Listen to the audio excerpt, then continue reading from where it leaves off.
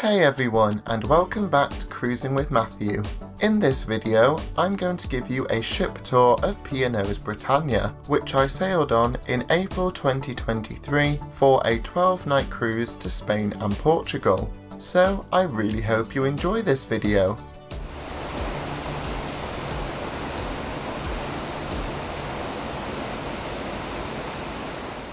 P&O's Britannia was launched by the late Queen on the 10th of March 2015.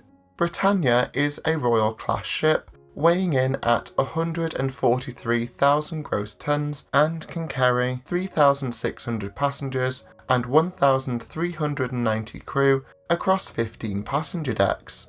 She's also the flagship of the P&O fleet.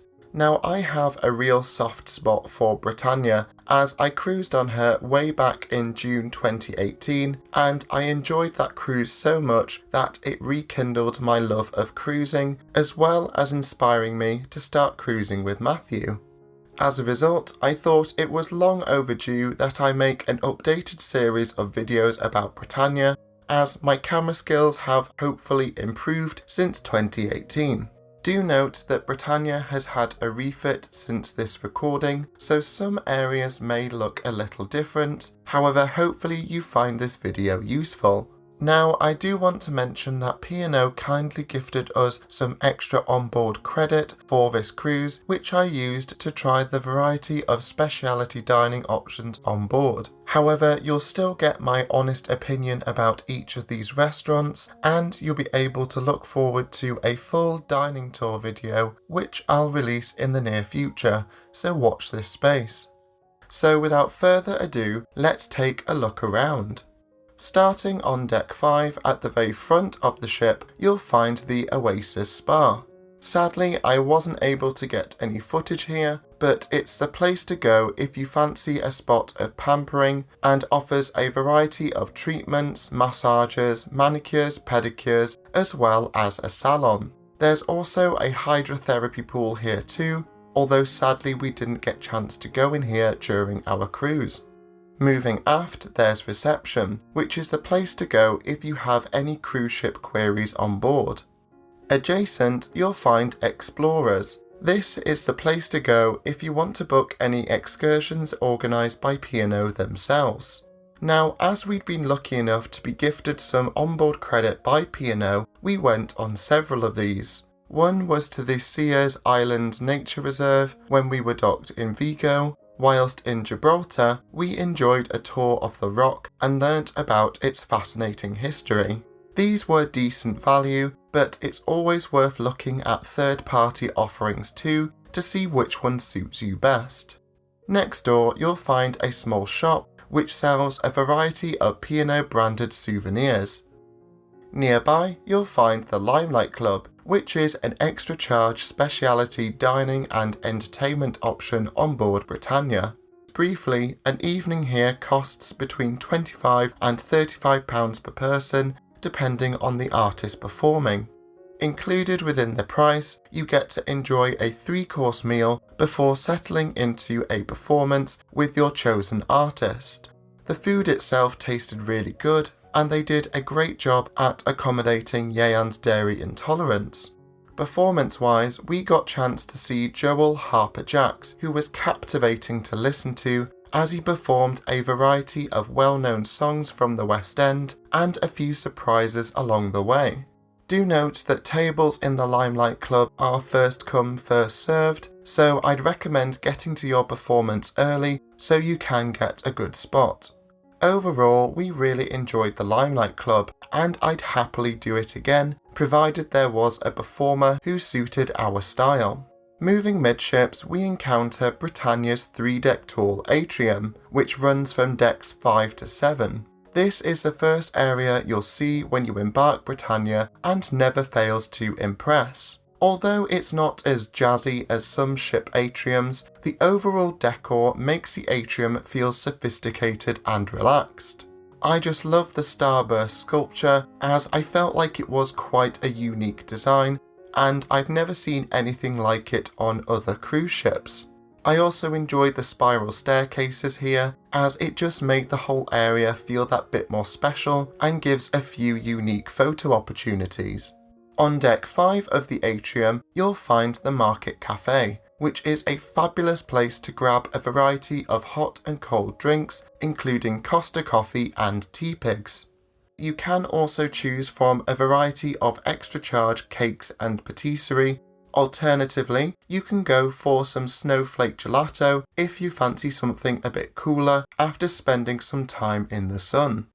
The centre of Deck 5 features lots of comfy seating and is a great place to relax and take in the views of the Atrium. This seating is shared by the Market Cafe and the Blue Bar across the Atrium, with the latter being where you can head to if you fancy something stronger. The Blue Bar itself has a wonderful secluded seating area which helps separate you from the hustle and bustle of the main atrium itself.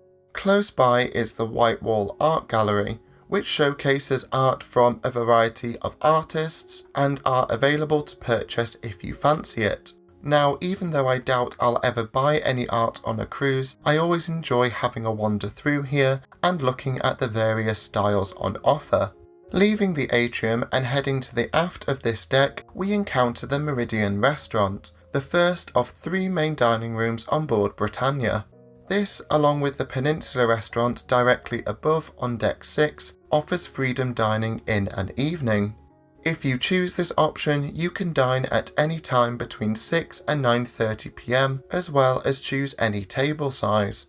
However, if this doesn't appeal to you, you can always opt for club dining in the Oriental Restaurant, which is also on Deck 6. Here, you can choose to dine in first or second sitting at 6:30 p.m. and 8:30 p.m. respectively. I also want to mention that you can enjoy breakfast in the Peninsula Restaurant every day of your cruise, as well as lunches on sea days. These are included in your fare, and we tended to dine here as much as possible, as it always feels a bit more special, plus it's good for people with intolerances, as provided you order the day before, they can adapt any meal to suit your intolerance. Moving up to Deck 6, as we've already discussed the Peninsula and Oriental restaurants, we'll move midships where we find ourselves back in the Atrium. This level is the place to go if you fancy a bit of retail therapy, as this whole level is made up of various shops. These include a number of premium items like perfume, clothes, watches and jewellery, so there's certainly a lot of choice here. This being said, I do wish that these shops were relocated elsewhere, as it takes up a large amount of premium space right in the centre of the Atrium, which I feel could have been better utilised to include a few more bars, eateries or entertainment venues. Moving further forward, we pass through to Brodie's, which is Britannia's iteration of a typical British pub. This always seemed to be a popular venue during our cruise, especially in the evening. During the day, it often held various themed quizzes, with me and Yeyan actually managing to win one of these on one occasion. If this isn't your thing, you can try your hand at a game of pool or catch up on the latest sporting events thanks to the numerous TV screens in this venue. In the evening, it becomes a much livelier space and hosts a number of game shows, live music, as well as some more quizzes. Within Brodie's, you'll also find a small casino which offers a number of slot machines and tables, so if you're wanting to try your luck during your cruise, then this is the place to go. Situated at the very front of Deck 6 is the Headliners Theatre, which spans both Decks 6 and 7. Although fairly decent in terms of size, I'd recommend getting here a little early if you have a particular seat in mind, as it fills up quite quickly, especially for the production shows.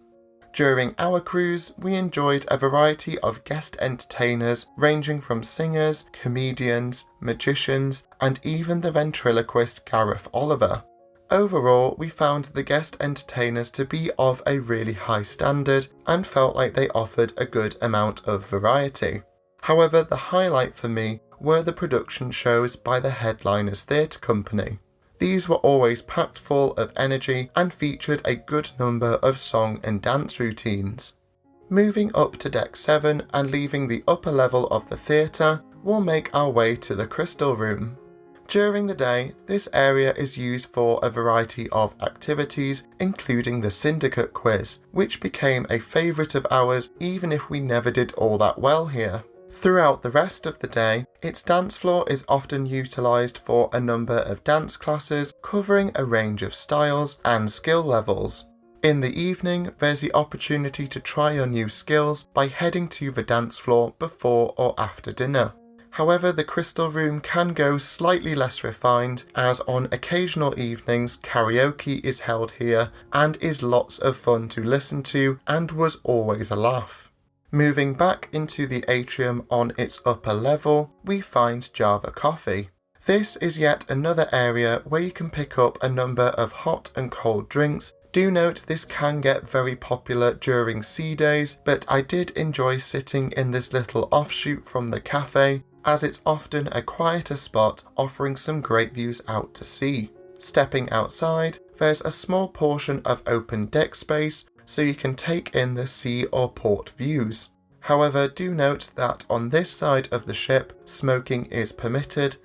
Across the atrium, you'll find the Glass House. Made in partnership with one of P&O's food heroes, Ollie Smith, this extra charge dining venue offers a variety of small plates, sliders, as well as the opportunity to choose some larger mains if you so wish. The menu itself is extensive, and we really enjoyed our selection of small plates when we dined here one lunchtime. However, I'd make sure you leave room for dessert, as my Across the Pond trio tasted fantastic. Overall, we were really impressed with this spot and would definitely like to try some more of their meals on a cruise in the future. Leaving the atrium and moving aft, we pass by Loyalty and Cruise Sales. Here you can discuss any questions you may have about the Peninsula Club, which is P&O's loyalty programme. At Cruise Sales, you can book your future P&O cruise on board and receive certain benefits like extra onboard credit that aren't available on land.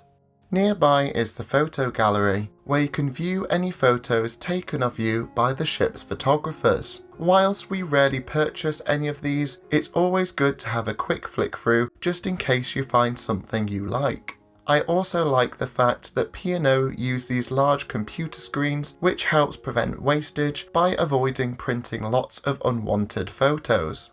Opposite, you'll find the studio. This multifunctional space offers lots of comfy seats and is often where various talks are held, as well as cookery demonstrations. The studio also doubles up as a cinema room, and I was impressed to see that they had a number of recent releases, so you may well have the chance to catch up on a few films that you missed at home. Moving aft, we find Sindhu. This shaped up to be one of our favourite specialty restaurants on board, as the service and food given to us was absolutely fantastic. They also did a great job at accommodating Yeyan's dairy intolerance, and he still goes on about his soft shell crab starter to this day, so it's high praise indeed. Each dish is individually priced. However, we all thought that the meal was great value, as the dishes were packed full of flavour and the portion sizes were substantial, the main courses in particular. At the aft of Deck 7, you'll find the Live Lounge. This entertainment venue is often where you can find Pulse Perform, the resident band on board. The Live Lounge will also host a variety of intimate shows by guest entertainers, including late night comedy shows and magic shows. However, once these finish, this area is the place to go if you want to dance the night away with Britannia's late night DJ. Stepping outside for a moment, there are these two areas of small open deck space on Britannia's port and starboard sides. This was one of my favourite spots on board, as a lot of people didn't seem to know this spot existed. There's a number of sunbeds and sofas here as well, so it was a wonderfully peaceful spot where you could take in Britannia's wake views.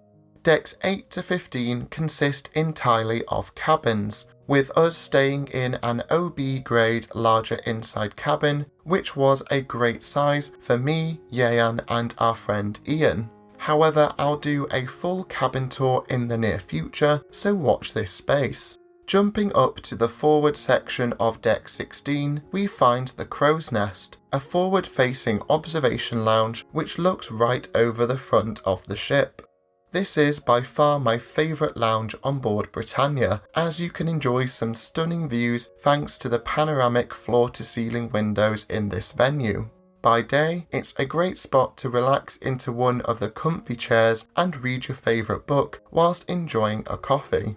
However, in the evening, the Crow's Nest really comes into its own and becomes a popular bar to enjoy a few pre-dinner drinks, especially on formal night. There's often a pianist playing here too, and it just helped make this whole area feel that bit extra special. The cocktails here always tasted fantastic, and I'd highly recommend the salted caramel martini, as it quickly became a favourite of mine. Leaving the Crow's Nest, you encounter the Epicurean, which is Britannia's fine dining speciality restaurant with a British twist. This restaurant feels elegant, with the numerous picture windows here helping make the whole restaurant feel light and airy. Suite guests have the option to eat here for breakfast if they so wish, and I imagine it's a great way to start your day on board Britannia.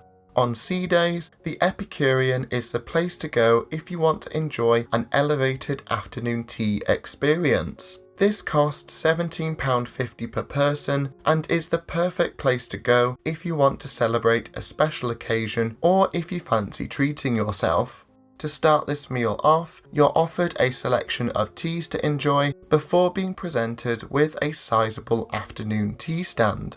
The whole thing is rather decadent, and my only criticism would be that I found the whole thing quite sweet. I'd have preferred a few more savoury items to help balance it out a little. This being said, it all tasted fantastic, but I'd suggest probably skipping lunch, as you may well struggle to finish it all otherwise. Dinner is also offered here and cost £30 per person. Like afternoon tea, eating here felt like an occasion in itself, and I was really impressed by how attentive the staff were, which really helped make us feel special. The food itself tasted great and was always presented in an elegant way, which was nice to see. Moving midships on Deck 16, we encounter Britannia's main pool deck, which features 2 large swimming pools. This was always a popular spot during our cruise and seemed to be surrounded by a good number of sunbeds, although this spot inevitably got quite busy on sunny sea days. Nearby, there's a number of sofas which are under these covered portions of deck, which offers some great views out to sea thanks to the floor-to-ceiling windows nearby. The forward section of the pool deck features the pizzeria, which serves a variety of included pizza choices throughout the day. Alternatively, you can pick up a burger or hot dog at the nearby Lido Grill. At the back of the pool deck, there's an ice cream store which sells extra charge ice creams, including a variety of flavours by Jude's Ice Cream. Now, both sections of the pool deck also have their own bars, so you'll never be too far away from grabbing your favourite cocktail as you relax on the pool deck. However, a highlight for us was the fact that the Headliners Theatre Company also held an open-air performance called Britannia Rocks. This celebrated the best of British pop and rock music and was lots of fun, even if it was a little windy. Leaving the pool deck and moving aft, we encounter the Horizon Buffet. There always seemed to be a good selection of tasty food on offer here, and Yeon was really impressed with the allergen labelling, so a big well done to P&O for this. I also really like the design of this buffet, as it feels warm and bright, which is complemented by the numerous floor-to-ceiling windows in this area too, and offers some great views when you're at sea or in port. Now, in an evening, a section of the Horizon Buffet converts into the Beach House. This specialty restaurant celebrates dishes from across the pond, as well as the Caribbean and South America. This costs around £7.50 per person, although do note some dishes will incur an extra charge. I'd say this is the most relaxed speciality on board Britannia, but don't let the casual nature of the food and the venue fool you, as it still tasted absolutely incredible, with our meal being one of my favourite on board Britannia. At the aft of the ship, you'll find the appropriately named Sunset Bar. Here you'll find a variety of comfy seats and sofas where you can relax and enjoy a drink from the nearby bar. A good portion of this bar is covered by the deck above, so even if the weather isn't 100%, you'll still be able to sit out and enjoy some fresh air. In one of Britannia's refits, a glass canopy has been placed around the back of this deck, which helps give people who are staying in the aft-facing cabins some privacy, as there's no way that anyone can look straight down into their balconies. Moving up to deck 17, you'll find the aft-facing terrace pool. The pool itself is only really a dip-style pool, but may be useful for those wanting to cool off after some time sunbathing. Nearby is the gym. This includes a free weights section, as well as treadmills and other gym machines. There's also an aerobic studio, which would be the perfect place for people wanting to take part in yoga, Pilates and spin classes. Nearby you'll find the Cookery Club. This is the place to go if you want to take part in a number of cookery classes hosted by chefs from Britannia's very own galley. The classes offered here depends on the cruise, as does the price, but it sounds like a really fun idea. You might even be able to learn from some of P&O's food heroes, such as Marco Pierre White. So if you're a foodie, I imagine this would be a fantastic experience. Moving further midships, we pass through some open deck space. This area is dominated by Britannia's twin funnels and certainly offers a few good photo opportunities. Here you'll find plenty of sun lounges as well as space for various deck games such as quoits and shuffleboard. The sun lounges and open deck space continue as we walk around the main pool deck. Here you'll also find 2 hot tubs as well as a variety of tables and chairs. Moving to the forward of deck 17, you'll find yet more sun lounges as well as the Serenity Pool. This is the adults-only area of Britannia and offers a more peaceful and relaxed atmosphere than the midships pools. I always enjoyed sitting in these comfy sofas, although there were plenty of sun lounges too if you want to sunbathe. The pool itself was a good size and you even had a bar nearby, so you had plenty of chances to grab your favourite drink. Now the forward section of deck 17 is occupied by the retreat, which is an extra charge adults only area, although sadly I didn't get a chance to record here, so apologies about that. Now moving to the back of the ship on deck 18, you'll encounter the promenade. It's essentially a large walkway that runs along the back half of the ship. Although it's no replacement for a proper promenade, it's still a good spot to get your steps in and take in the views. The aft area also looks over the terrace pool with a great vantage point of the ship's wake, which is always a plus. Nearby you'll find the arena, which is a multifunctional sports venue allowing you to play a range of sports including basketball to even archery. Here you can also access an elevated area of deck space which has, you guessed it, yet more sun loungers. Now I'll be honest, I didn't even know this area existed, which is arguably deck 19, until the last day of our cruise. So if you're ever struggling to find a sun lounger, head up here, because I don't think anyone even knows it's there.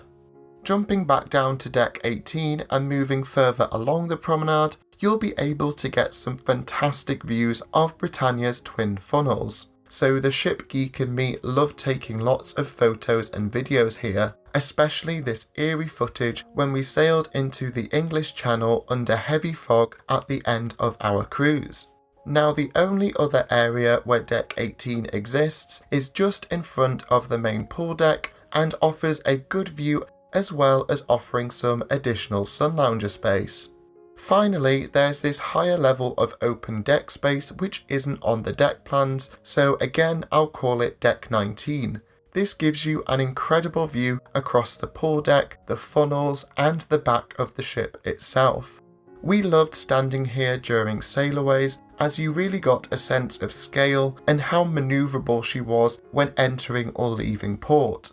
It was also the perfect vantage point to watch Britannia sail under the 25th of April bridge in Lisbon. So there you have it, my ship tour of P&O's Britannia, and I really hope you enjoyed it. It was so nice to revisit the ship that restarted my love of cruising and inspired me to start this YouTube channel and Cruising with Matthew as a whole. Although she's not without her faults, such as the underutilised atrium and the lack of a promenade deck on her lower levels, I still think she's a good ship to travel on. She offers a cruise experience that is good value and is a mix of both modern and traditional aspects of cruising all rolled into one. Thank you so much for watching this video, and if you've enjoyed yourself, then please like and subscribe as it's always appreciated. I'll be uploading some more videos on Britannia, so make sure you keep your eye out for that. Feel free to ask any questions in the comments, and if you want to know more about Cruising with Matthew, then check out my other social media channels, the link is in the description below. I hope you're all doing well at the moment, and I can't wait to see you in my next video. So until next time, this is Cruising with Matthew, and thank you so much for watching.